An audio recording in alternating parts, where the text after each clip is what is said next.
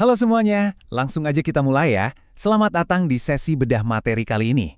Pernah nggak sih Anda ngerasa sangat terisolasi secara emosional, padahal secara logis kita hidup di era yang paling terhubung secara digital? Di sesi eksplorasi ini, kita bakal membedah tuntas akar dari fenomena yang disebut adult loneliness paradox. Dan pastinya, gimana caranya kita bisa menemukan harmoni batin di tengah riuhnya dunia saat ini. Coba bayangin deh situasi ini. Anda lagi di tengah acara yang super rame. Atau notifikasi dari puluhan grup WhatsApp Anda nggak berhenti bunyi. Tapi entah kenapa, kerasa ada ruang kosong banget di dada. Pernah nggak sih bener-bener ngerasa sendirian justru saat di tengah keramaian itu? Terus di dalam hati nanya, ngapain ya saya di sini? Kalau iya, percayalah, Anda sama sekali nggak sendirian. Ini adalah pengalaman nyata yang sangat valid dan emang jadi fokus utama dari riset yang kita bahas hari ini. Bagian 1, Paradoks Era Digital, Kesepian Masa Kini. Nah, akar masalahnya ini ibarat musuh tak kasat mata yang sering banget menghantam keras, terutama buat kita-kita yang lagi menavigasi usia 20-an.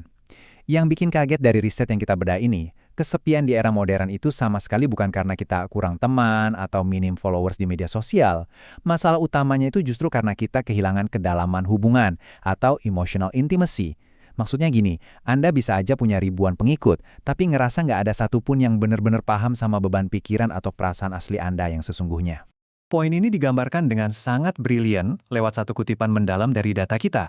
Kutipannya berbunyi, kesepian bukan berarti tidak ada orang di sekitar kita, tapi perasaan bahwa tidak ada orang yang benar-benar bisa kita jangkau dari dalam diri kita. Kutipan ini emang bawa beban eksistensial yang lumayan berat ya. Benar-benar nangkep perasaan asli saat kita ngerasa sendirian banget ngadepin dunia yang super luas dan terus-terusan nunjuk kita. Oke, masuk ke bagian 2. Mengapa usia 20-an menjadi fase yang sangat rentan? Terus, kenapa sih fase usia 20-an atau masa dewasa awal ini gampang banget kena jebakan psikologis tadi? Jawabannya ada pada transisi dan perubahan drastis di struktur sosial kita. Faktor pertamanya itu friendship fade, alias memudarnya pertemanan. Wajar banget kan kalau teman-teman zaman sekolah atau kuliah mulai mencar. Ada yang sibuk ngejar karir, ada yang mulai menikah, atau ya sekedar prioritas hidupnya berubah arah aja. Lingkaran sosial yang tadinya selalu ada buat kita pelan-pelan merenggang. Dan ini bukan salah Anda, ini murni karena fase hidup yang emang bergeser. Belum lagi ditambah realitas di tempat kerja yang luar biasa nguras tenaga, the professional mask. Di kerjaan, kita kan sering banget dituntut pakai topeng profesionalisme. Sayangnya, topeng ini nih yang secara aktif menghalangi kita buat nunjukin sisi rapuh atau vulnerability kita. Kita nahan diri mati-matian biar nggak kelihatan lemah. Akibatnya, koneksi emosional sama orang-orang di sekitar malah terblokir dan kita kehabisan energi cuma buat sekedar pura-pura kuat. Dan hal ketiga yang bikin jebakan ini makin sempurna adalah social comparison trap. Pas kita lagi asik scrolling layar HP, lihat pencapaian orang lain di medsos, otak kita itu langsung bikin ilusi yang mengisolasi banget. Memperkuat rasa kalau kayaknya cuma saya doang nih yang lagi berjuang sendirian.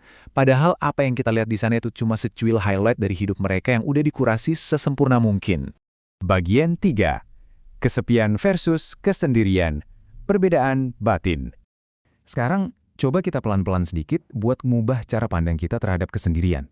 Ada satu perbedaan psikologis yang krusial banget di sini. Kesepian atau loneliness itu berakar dari kurangnya koneksi eksternal.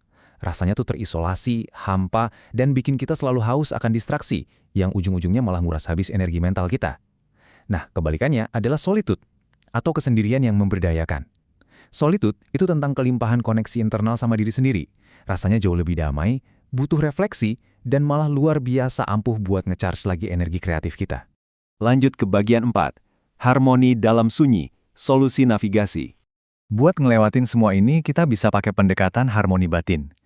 Poin paling penting yang harus banget kita pegang erat-erat adalah kesepian itu bukan sebuah kegagalan. Sama sekali bukan. Yuk kita putar cara pandang kita 180 derajat. Kesepian itu sebenarnya cuma sebuah sinyal. Analoginya gini, persis kayak rasa lapar yang nandain tubuh Anda butuh makan, nah kesepian itu sinyal kalau jiwa Anda lagi lapar akan koneksi yang bermakna, baik itu dengan orang lain maupun dengan diri Anda sendiri. Terus, gimana dong caranya kita bisa bertransformasi dari kesepian yang nguras energi jadi solitude yang ngasih kekuatan? Dari materi ini ada 3 langkah navigasi yang sangat praktis. Langkah pertama, radical vulnerability. Langkah kedua, the power of small circles. Dan langkah ketiga, return to the inner self. Oke, kita bedah rincian penerapannya satu-satu ya. Pertama, Beranilah buat tampil nyata dan tunjukin ketidaksempurnaan Anda. Hubungan yang benar-benar dalam itu cuma bisa tumbuh kalau kita berani lepas topeng di depan orang yang kita percaya. Kedua, stop ngejar popularitas yang dangkal. Mending fokus aja ke lingkaran pertemanan yang kecil. Cukup 1 atau 2 orang yang beneran bisa dipercaya buat ngobrolin hal-hal yang emang bermakna, alias deep talk. Dan yang terakhir, kembalilah ke dalam diri. Coba deh, manfaatin waktu sendiri Anda tanpa diganggu berisiknya dunia digital. Pahami, siapa sih Anda sebenarnya pas lagi nggak ada satupun orang yang lihat? Sebagai penutup dari sesi bedah materi kita kali ini, saya mau ninggalin satu pertanyaan yang semoga bisa terus nempel di pikiran Anda. Sendirian itu sama sekali nggak selalu menyedihkan loh. Ada kekuatan luar biasa yang bakal bangkit pas Anda akhirnya bisa benar-benar nikmatin kehadiran diri Anda sendiri tanpa butuh validasi dari siapa-siapa. Jadi coba tanya ke diri Anda sekarang, sudahkah Anda berani berteman dengan diri sendiri? Terima kasih banyak sudah meluangkan waktu buat belajar dan merefleksikan materi yang luar biasa ini bareng saya, dan sampai jumpa di eksplorasi materi kita yang selanjutnya.